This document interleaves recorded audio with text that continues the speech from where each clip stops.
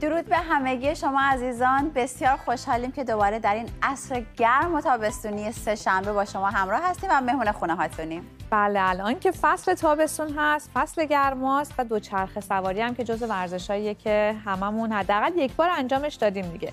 اما یک سری نکات ایمنی حرفه‌ای هست که باید بهش توجه بکنیم. به همین خاطر از حامد رزاقی عزیز، دوچرخه سوار حرفه‌ای و ورزشکار، دعوت کردیم همراهمون باشن و این نکات رو به ما گوشزد کنن. البته حامد عزیز هنرهای دیگه‌ای هم دارن که ما به اونا در طول برنامه میپردازیم.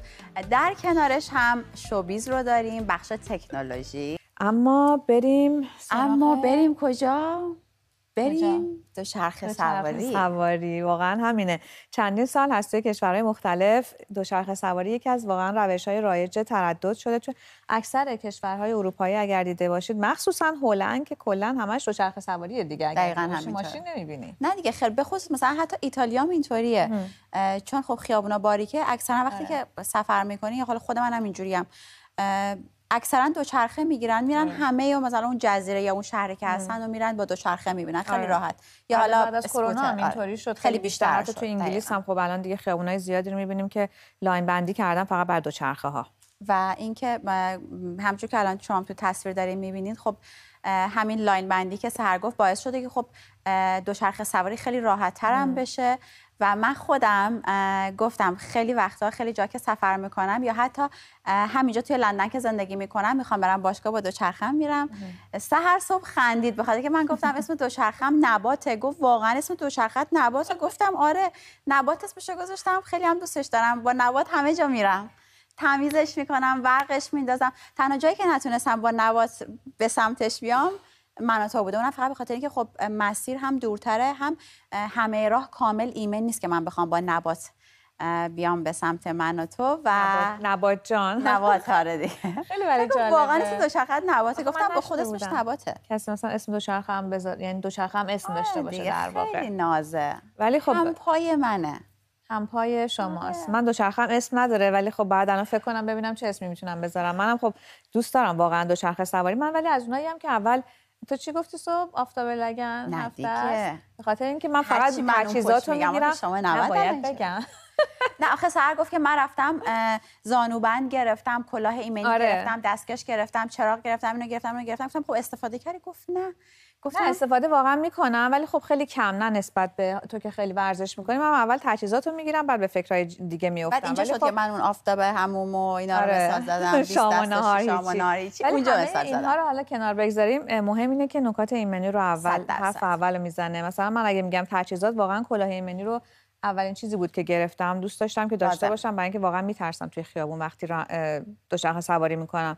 یا لباس مخصوص دوچرخه سواری، عینک دوچرخه سواری. حالا اینا دیگه برای خوشگلیای ماجراست دیگه. بله دیگه، ولی وقتی که میگیرین استفاده کنین، مثل سرخام نباشین که بذارین اینجا توی خاک بخوره. و در همین زمینه و برای دونستن نکات ایمنی در زمان دوچرخه سواری، از حامد رزاقی عزیز از سوئد دعوت کردیم که مهمان ما باشن. ایشون زمانی که ایران بودن به صورت حرفه‌ای دوچرخه سواری، کوهنوردی، همینطور اسکی انجام میدادن و در حال حاضر هم متخصص آیتی و کامپیوتر هستن. یعنی کامل متفاوته با کاری که در گذشته انجام میدادن. درود بر شما حامد عزیز، خیلی خوش اومدین. درود، من سلام عرض می‌کنم به شما و خدمت بینندگان عزیز. خیلی خوشحالم از اینکه امروز میتونم تو این برنامه حضور داشته باشم و خیلی ممنونم از دعوتتون. ما هم همینطور خوشحال هستیم. همونطور که گفتیم حامد جان، شما کار اصلیتون خیلی متفاوته از این کاری که میکنید که در زمینه آیتی هست. چطور وقت میکنید که دوتا کار رو بهش برسید و همینطور اصلا مهمتره که تولید محتوا بکنید در صفحات مجازی؟ بله، شغل اصلی من که خب در حوزه آیتی هست، به عنوان تکنیسیان آیتی سالاست که فعالیت میکنم. اما در کنار شغلم با مدیریت زمان و تنظیم اولویت‌ها همیشه به امر آموزش هم پرداختم. من مربی مدرس در برخی از رشته‌ها و زیرشاخه‌های کوهنوردی هستم، مثل سنگ‌نوردی، طبیعت، یخ و برف، کوهپیمایی و صعودهای ورزشی و اسکی. چند سالی هم هست که میشه به دوچرخه سواری به صورت حرفه‌ای میپردازم. اما در کل علاقه بسیار زیادی به ورزش‌های آوتدور یا در واقع خارج از سالن دارم، مثلا اونایی که تو طبیعت انجام میشن. و همین علاقه‌مندی‌ها به انضمام تجربیاتی که در زمینه آیتی کسب کردم من رو به این ایده رسون که با تولید محتوا و اشتراک گذاری دانش خودم در فضای مجازی این علاقه‌مندی‌ها و ایده انجام اون رو به جامعه آنلاین منتقل کنم و به قولی بتونم در دوستانم انگیزش ایجاد کنم، چون که خیلی وقتا مردم فکر می‌کنن که یک سری فعالیت‌های ورزشی پرخطر یا سخت هستن و در صورتی که با کسب دانش و مختصر اطلاعات ضروری میشه فعالیت‌های مناسب مکان محل زندگی و فصول سال رو آغاز کرد. کاملا همینطوره. دوچرخه قشنگتونم که ما توی تصویر پشتتون میبینیم. من گفتم اسم دوچرخه‌ام نباته. اسم دوچرخه شما چیه؟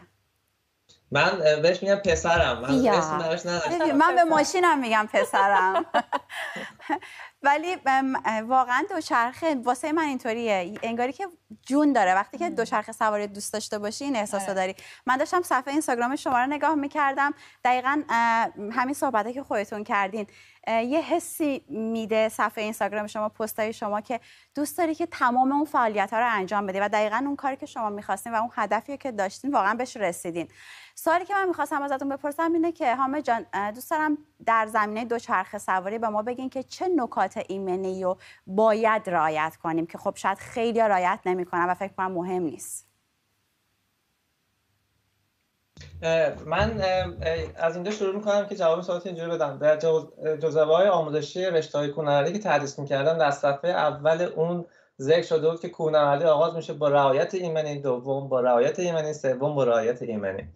رعایت ایمنی بیشتر به این دلیل است که فعالیت ورزشی و تفریحی ما ماندگار و همیشگی باشه و از انجام فعالیت لذت ببریم و فعالیتمون همراه باشه با کسب تجربه‌های عالی و نه به این دلیل که لزوما اون فعالیت بسیار پرخطر و پرحادثه هست. اما نکات ایمنی و قوانین و مقررات ترافیک رو نه تنها دوچرخه سوارا باید رعایت کنن، بلکه دیگر افراد نیز مثل عابرین پیاده و رانندگان وسایل نقلیه هم در مواجهه با دوچرخه سوار باید رعایت کنن و به اونها اشراف داشته باشن. بنابراین میشه سوال شما در دو بخش پاسخ داد. رعایت نکات ایمنی که توسط دوچرخه سوار و دیگر افراد، یعنی افرادی که دوچرخه سواری میکنن باید رعایت بشه. یکیش از همون مواردی که گفتید استفاده از کلاه ایمنی هست. حالا اگر بخوایم این مقدار محکم کاری بکنیم، استفاده از ایربگ های مخصوص گردن در صورت نیاز و احتیاط بیشتر، استفاده از گارد و محافظ ستون فقرات هست که اینا همه باعث میشه در حوادثی که ممکنه پیش بیاد، مثلا در حوادث رانندگی، از بروز اونها جلوگیری کنیم. استفاده از علائم هشدار دهنده مثل شبرنگ و لباس‌های فسفوری که دید مناسبی از دوچرخه سوار به رانندگان خودروهای دیگر وسایل نقلیه میده و به خصوص در ساعات پایانی روز. همچنین چراغ‌های هشدار دهنده در شب که بر روی دوچرخه یا کلاه دوچرخه سوار وجود دارن گزینه‌های بسیار ضروری هستند. استفاده صحیح از ترمزهای عقب و جلو، به این شکل که باید مخصوصا در سراشیبی‌ها فشار مناسبی به ترمز عقب و جلو بیاریم. مثلا فشار باید میگن به قولی 70/30 باشه، یعنی ما بیشتر 30% روی چرخ جلو ترمز بگیریم و 70% روی چرخ عقب. اون استفاده از عینک رو که شما فرمودید مثلا یک چیز تزیینیه، اتفاقا نه، خیلی میتونه هم محافظت کنه از چشم برابر نور خورشید، هم درباره عوامل دیگری مثل حضور حشرات که در هوا ممکن باعث اختلال موقت در دید بشن. و بارها پیش اومده برای من که اگر عینک نداشتم حشره رفته داخل چشم و من لحظه بیناییم رو از دست دادم بخاطر اینکه بوده. بعد اگر هم افراد نوآموز هستن میتونن از محافظ زانو و محافظ آرنج استفاده بکنن. همچنین استفاده از دستکش و شورت پددار مخصوص دوچرخه سواری هم توصیه میشه. و حالا میپردازیم به بخش دوم سوالتون که رعایت قوانین و مقررات ترافیکی هم هست که باید توسط هم دوچرخه سوار رعایت بشه و هم توسط رانندگان. دوچرخه سوار مثلا باید با دست علامت بدن زمانی که میخوان بپیچن به سمتی و همینطور کاهش سرعت و یا توقف کامل سر چهارراه. همینطور توصیه میشه که در ماه‌های اولیه دوچرخه سواری اولویت تردد حتما روی مسیر دوچرخه سواری باشه. رانندگان هم باید در مواجهه با حضور یک دوچرخه سوار در خیابان‌ها تا جایی که فضا اجازه میده باید از دوچرخه سوار دور بشن، مخصوصا ماشین‌های سنگین، چرا که باد اونها میتونه بسیار خطرناک و برهم زننده تعادل دوچرخه سوار باشه. اتفاقا این نکته که گفتید برای راننده ها که فاصله بگیرن اینجا خیلی رعایت میشه. شاید من هیچ جایی ندیده بودم، ما تو ایران بودیم این اتفاق نمیافتاد، ولی اینجا جزء قانونشون هست که حداقل فاصله رو رعایت کنن که همه ما رعایت میکنیم. آره دقیقاً اینجوریه. باید این کارو جان. در ایران متاسفانه خیلی رعایت نمیشه. همینو میگم، دقیقاً من اینجا اینو فهمیدم که چه فاصله رو باید داشته باشیم وقتی داریم رانندگی میکنیم. حامد جان، حالا جدا از این نکات ایمنی که گفتی، از کجا اصلا بفهمیم اون دوچرخه‌ای که داریم مناسب هم سایز ماست هم وزنمون؟ ببینید دوچرخه‌ها سایزهای مختلفی دارن، مثل سایز لباس هستن، معمولا با سایزهای S, M, L معرفی میشن یا با اینچ و سانتی متر اندازه‌گذاری میشن. انتخاب سایز دوچرخه بستگی به عواملی مثل قد، طول دست، طول پا و تقریبا برای هر فردی اندازه ها متفاوته. اما در فروشگاه‌های فیزیکی یا آنلاین معمولا جداولی وجود داره که با بررسی اندازه‌های فرد میشه سایز مناسب رو انتخاب کرد. وزن ولی خیلی فاکتور تاثیرگذاری توی انتخاب دوچرخه نمیتونه باشه. و اینکه خب باید دقت بکنیم حتما طول و اندازه زین، همونطور که می‌بینید در پشت سر من، این اندازه زین تا زمین باید یک فاصله مشخصی داشته باشه توجه به قد، و همینطور فاصله دستای ما تا فرمان دوچرخه یک فاصله هست که اینا همه تنظیماتش رو همونطور که گفتم آدم میتونه محاسبه بکنه و همینطوری نمیشه گفت که مثلا این دوچرخه مناسب این فرد هست. درسته. و نمیدونم فرصت نداریم. ما سوال زیاد داشتیم، متاسفانه وقت برنامه اجازه نمیده، ولی مطمئنا در فرصت‌های آینده شما رو باز تو برنامه دعوت میکنیم که بقیه سوالامون ازتون بپرسیم. در خدمتم، خیلی خوشحالم از اینکه امروز تو برنامه‌تون بودم. ما هم ممنون از شما. روزتون بخیر. روز شما. نه اتفاقا صحبت دوچرخه شد، توی ایران در تهران چند سال پیش پویشی گذاشته بودن سه شنبه‌های بدون دوچرخه، بدون خودرو. اگر یادته تو برنامه خیلی زیاد راجعش صحبت کردیم که البته در تهران بود، شهرداری این کارو کرده بود که دوچرخه استفاده بکنیم به جای ماشین، ولی خب تا زمانی که خانم‌ها نمیتونن استفاده بکنن، یعنی عملاً زیاد فایده‌ای نداشتین طرحی که داشتن موفق نبودن. کلا نمیشد، بعد خیلی کارا انجام بدن تا بشه به اون مرحله برسه که خب همه بخوام با دوچرخه بیان بیرون که برای آلودگی هوا بهتر باشه، نمیدونم تردد ترافیک کمتر بشه، و متاسفانه نشد دیگه. نشد. ما این بخش رو تمام بکنیم، در ادامه و بخش بعدی هستیم با آرمان و خبرهای تکنولوژی امروزش.